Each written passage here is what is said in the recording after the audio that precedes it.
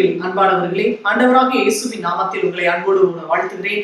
ஆண்டவர் உங்களோடு பேசும்படி நான் ஒரு வசனத்தை வாசிக்கிறேன். மார்க் 8:36 மனுஷன் உலகம் முழுவதையும் ஆதாயப்படுத்திக் கொண்டாலும் தன் ஜீவனை நஷ்டப்படுத்தினால் அவனுக்கு லாபம் என்ன?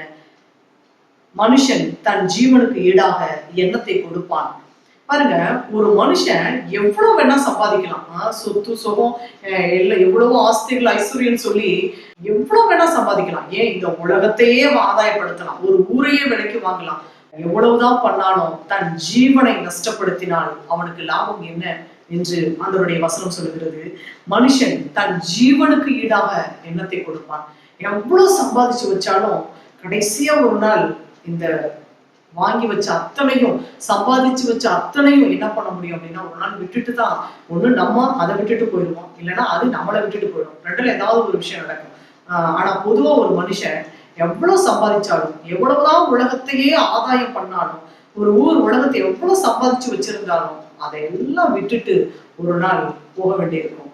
அப்போ அந்த ஜீவனை எவ்வளவு சம்பாதிச்சாலும் தன் ஜீவனை நஷ்டப்படுத்தினால் அதனால ஒரு லாபமும் கிடையாது. எவ்வளவு சம்பாதிச்சு வச்சுட்டு கடைசியா நரகத்துக்கு போறதுனால ஒரு மனுஷனுக்கு ஒரு பிரயோஜனம் இல்லை. இந்த பூமியில வாழ்ந்ததற்கான அர்த்தமே இல்லை. அப்போ இந்த பூமியில வாழ்றதுக்கு ஒரு அர்த்தம் என்ன அப்படின்னா, நித்திய ஜீவனை சுதந்திரித்துக் கொள்ளணும், நிரந்தரமா, அதாவது அழிவில்லாத அந்த பரலோகத்துக்கு போறதுக்கான வழி எதுன்றதை தெரிஞ்சுக்கணும்ன்றதுதான் ஆண்டவருடைய வசனம் சொல்லுகிறது. மனுஷன் உலகம் முழுவதையும் ஆதாயப்படுத்தி கொண்டாலும் தன் ஜீவனை நஷ்டப்படுத்தினால் அவனுக்கு லாபம் என்ன? அதனால தன்னுடைய ஜீவன் நஷ்டப்படக்கூடாது. ஆண்டவர் இந்த உலகத்துல ஒரு மனுஷனை படைச்சதோட நோக்கமே நம்மளை படைத்த இறைவன் யார் என்பதை கண்டுகொண்டு அந்த நித்திய ஜீவனுக்குள்ள நம்ம பிரவேசிக்கணும் அப்படின்னு சொல்லிதான் ஆண்டவர் விரும்புகிறார். அதனால அந்த ஜீவனை நீங்க நஷ்டப்படுத்தி இந்த உலக பொருளை நீங்க ஆதாயம் பண்றதுனால உங்களுக்கு ஒரு பிரயோஜனமும் இல்லைன்னு சொல்றாரு. அதனால நீங்க பொருள்களை சம்பாதிக்கிறது ஒரு விஷயம், ஆனா உங்களுடைய ஜீவன் அது பரலோகத்துக்கு போக வேண்டும். அது ஆண்டவர் கொடுத்தது, அது அழிவில்லாதது. அந்த அழிவில்லாத நித்திய ஜீவன் நரகத்துக்கு போயிடக்கூடாதுன்னு சொல்லிதான் ஆண்டவர் விரும்புகிறார். அதனால உங்களுடைய நீ எவ்வளவு சம்பாதிச்சு கடைசியில நீங்க நரகத்துக்கு போறது அது வேஸ்ட். அதனால ஜீவனை நஷ்டப்படுத்துறது உங்களுக்கு ஒரு பிரயோஜனம் இல்லை. ஜீவனை கொடுத்த தேவனை நீங்கள் தெரிந்து கொண்டு நீங்கள் ரட்சிக்கப்படும் பொழுது நீங்கள் ஆசீர்வதிக்கப்படுவீர்கள். நீங்கள் பூமியிலும் வாழ்ந்திருக்க முடியும், பரலோகத்திலும் செலுத்திருக்க முடியும். கர்த்தர் உங்களை பரலோகத்திலும் அவரோடு கூட நித்திய காலமாக வாழ்ந்திருக்க முடியும். கர்த்தர் உங்களை அப்படிதான் ஒரு மனிதனை தேவன் உண்டாக்கி இருக்கிறார். அப்படிதான் ஒரு மனுஷன் வாழணும்னு சொல்லி ஆண்டவர் விரும்புகிறார். பூமியிலையும் நல்லா வாழணும், தன்னோடு கூட அழிவில்லாத அந்த நித்திய பரலோகத்துல நிரந்தரமா அங்க ஆண்டவரோடு கூட ஆண்டவரால் படைக்கப்பட்ட மக்கள் அங்க இருக்கணும் அப்படின்றதுதான் தேவனுடைய விருப்பமாய் இருக்கிறது. நாம் ஜெபிப்போம்.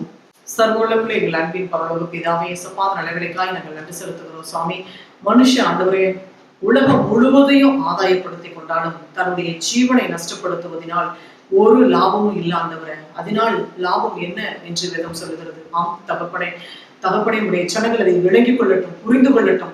ஆண்டவரே, எவ்வளவோ பேர் ரட்சிக்கப்பட்டேன்னு சொல்றாங்க, ஆனாலும் அந்த நித்திய ஜீவனுக்கு ஏற்ற காரியங்களை மறந்து வாழாதபடிக்கு தகப்பனை நீர் அனுகிரகம் பண்ண வேண்டும் என்று சொல்லி நாங்கள் ஜெபிக்கிறோம். சுவாமி, ஆண்டவரே, தன் ஜீவனை நஷ்டப்படுத்தாதபடிக்கு ஜீவனை கொடுத்த தேவனை அறிந்து கொண்டு ஆண்டவரே அப்பா உண்மை ஏற்றுக்கொண்டு வாழ தகப்பனை நீர் உதவி செய்ய வேண்டும் என்று சொல்லி ஆண்டவராக இயேசுவின் நாமத்தில் ஜெபிக்கிறோம் பிதாவே. ஆமென், ஆமென். பிரியமானவர்களே, கர்த்தர் உங்களை ஆசீர்வதிக்க வல்லவராயிருக்கிறார். God bless you.